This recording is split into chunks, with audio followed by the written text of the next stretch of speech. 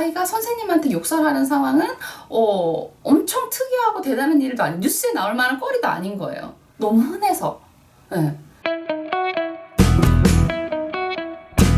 안녕하세요. 돈당 사람입니다. 그 며칠 전에 그 뉴스를 보고 저 마음이 너무 아프더라고요. 전체 교사로서의 슬픈 마음도 있고 또 노무사로서 이렇게 보호받지 못하는 근로자에 대한 생각도 좀 들더라고요. 사실 저번에 한번 말씀드렸지만 선생님은 노동법상 근로자는 아닙니다. 그래서 이러한 법전의 보호를 받을 수가 없게 되는 거죠. 삶을 영위하는 직업의 목적으로 선생님을 선택하는 건데 이런 노동법을 적용받지 못하는 부분이 문제가 있다고 생각합니다. 물론 이것 이외에 다른 공무원법이라던가 사립학교 법 같은 걸로 이제 보호를 받기는 하지만 아무래도 이런 노동법만으로 이루어진 다른 법률이 없기 때문에 좋은 부분도 있지만 미비한 부분도 있는 것이 사실입니다. 그 가장 대표적인 부분이 바로 감정노동자에 대한 부분이에요.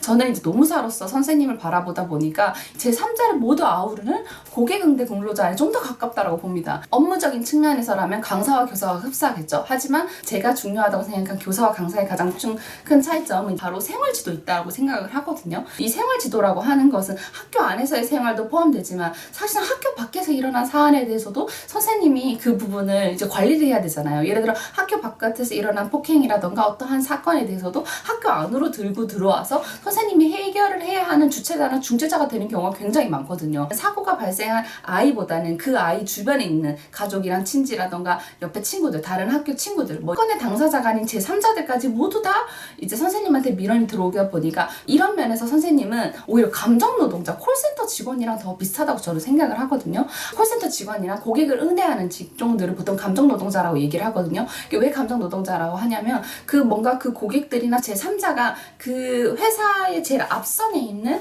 고객을 응대하는 근로자들에 대해서 본인의 감정의 감정의 모든 것들을 막 토해내는 거죠. 오프라인으로 만나는 경우에는 폭행이나 위협 이런 경우도 있고요. 그다음 전화로 상담하는 직원들 같은 경우에는 포관이나 아니면 이제 굉장히 심한 막말 이런 걸 받고 보니까 너무 고통스럽잖아요. 그래서 그 법이 산업안전보건법에는 들어와 있습니다. 고객응대 근로자들의 희생이 있어서 그 법이 만들어졌어요. 그런데 이제 교사, 선생님 같은 경우에는 노동법 근로기준법상 근로자가 아닌 요원에 관한 법률, 그 특별법이거든요. 그걸 적용을 받다 보니까 이러한 산업안전보건법의 보호를 받을 수가 없습니다. 지금 언론의 프레임은 교권 침해다, 교권을 어떻게 살릴 수 있느냐 이런 부분을 얘기하는데요. 저는 좀 생각이 달라요. 저는 이거는 교사로서의 권리보다는 오히려 한 인간으로서 권리 내지 기본적인 보호 부분이 좀 더 가깝다라고 생각을 하거든요. 그래서 모든 부분을 다 법으로 해결할 수는 없지만 최소한 이런 부분에 있어서는 우리가 이미 다른 근로자들에 대해서는 고객응대 근로자로서 이제 법적인 보호를 하고 있는 만큼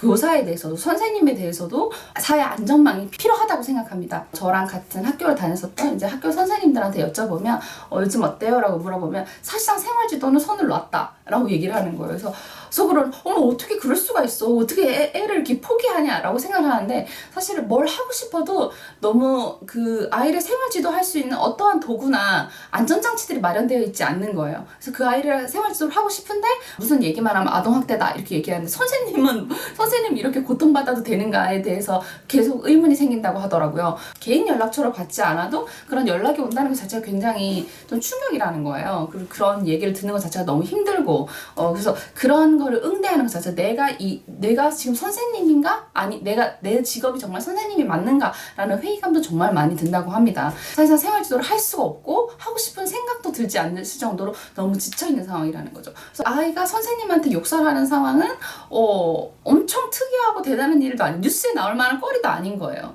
너무 흔해서.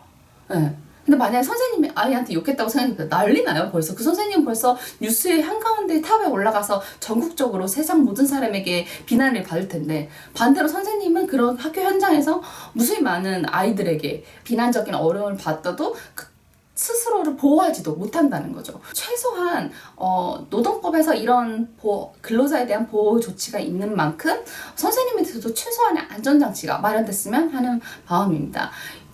현직에 계신 선생님들 정말 고생 많으시고요. 안전한 학교에서 근무할 수 있도록 개선되었으면 좋겠습니다. 감사합니다. 돈땅 사람이었습니다.